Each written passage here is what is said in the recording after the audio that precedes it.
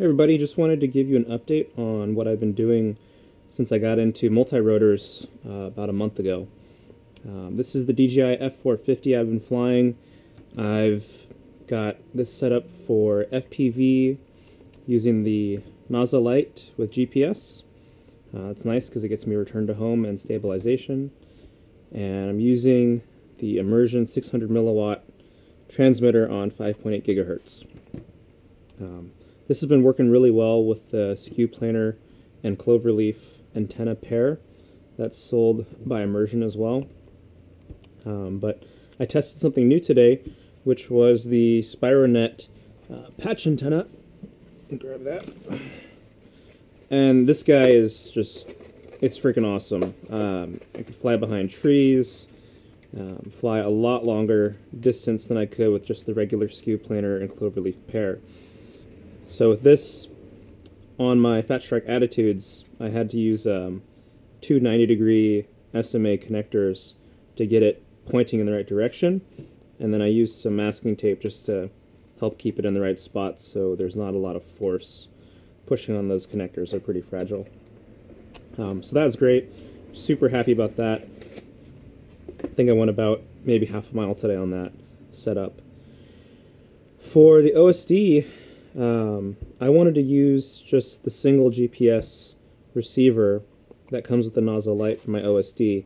So I picked up one of Firebug 24K's OSD Golds, and it was great. It was really easy to set up.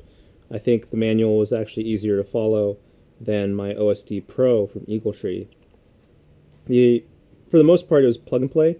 The only thing that had to be done was to wire this one single wire into one of the solder pads inside of the puck.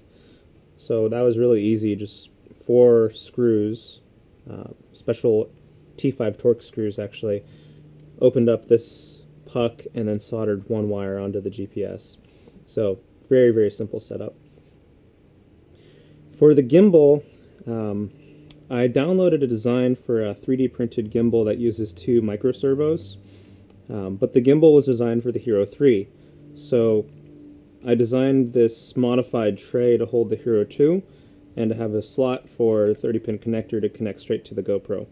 So, you know, this is really rough design, but it gets the job done, and unfortunately there is a lot of vibration, so I'm waiting for brushless gimbal setup to come in, but for now this works pretty well. So let me just power this on quickly and show you guys how that gimbal works in case you're interested in making one for yourself.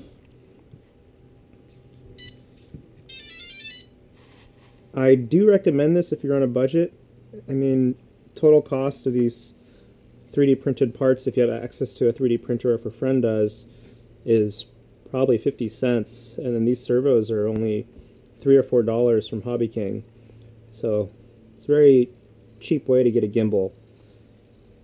The nice thing I like about the NASA Lite's gimbal setup is it has stabilization for pitch and roll on where the camera is sitting, but I can also adjust the home position of the gimbal's pitch from my transmitter.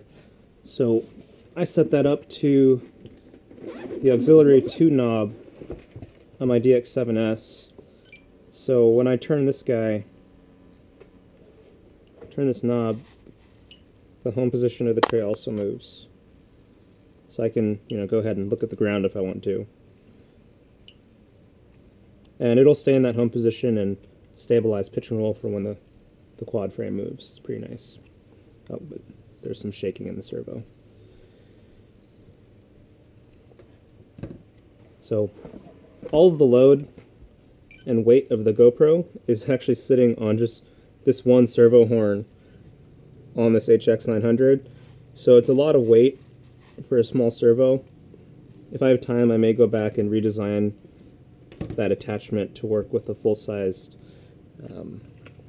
HS425, which I have somewhere. I'm not sure where that went. So that's the setup. Please enjoy the video of the flight.